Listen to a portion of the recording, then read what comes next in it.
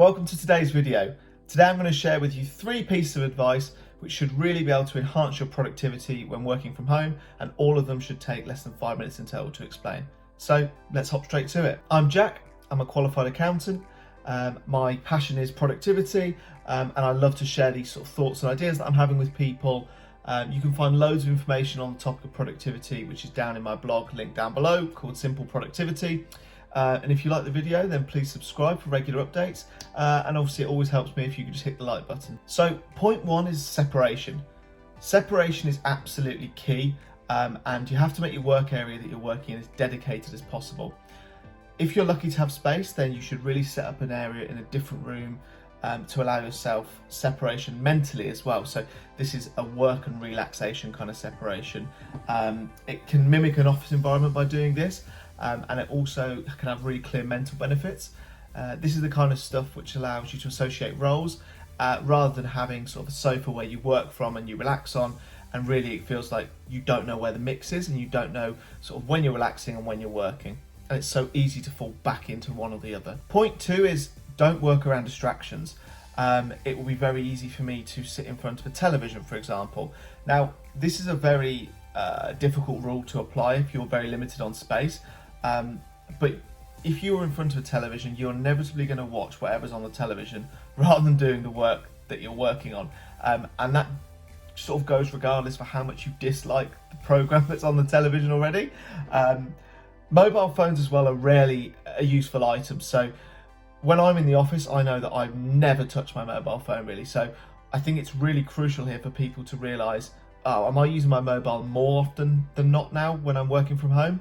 A great feature is on the iPhone, for example, using Do Not Disturb feature, and the same with other electronics. What we're trying to do here is create as much friction as possible. The third and final point is talking about calendaring your time. Now, I've spoken about this in my last video, I've spoken about it on my blog multiple times. What do I mean by calendaring? Well, if you're in an office environment, you've got meetings, all of these things are in your calendar.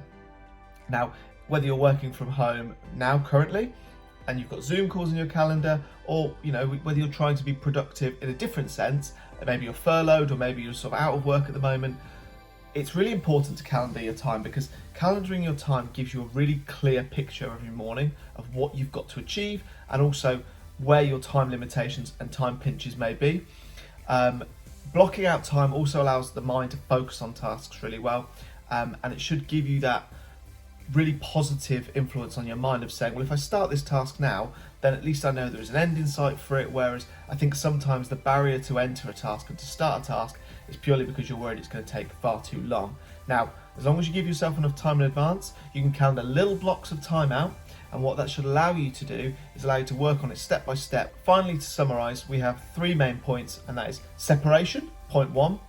Try and get yourself away, make an area that's for work, make an area that's for relaxation. It really stops helping these things blend together and allows your mind to sort of allocate responsibilities to each one for what they're for.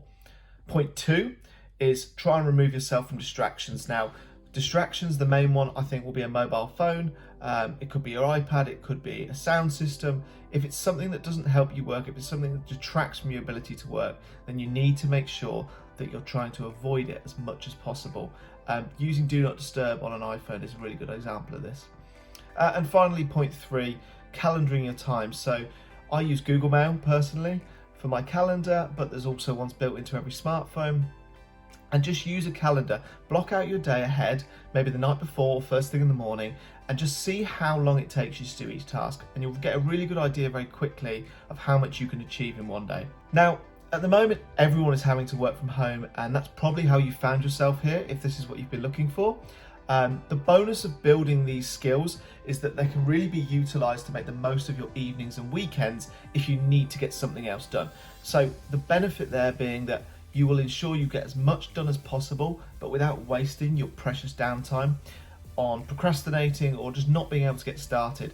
Really what we're trying to do here is make the most of our downtime, but if we do need to use it, we want to use as little of it as possible. So again, I hope you found this useful.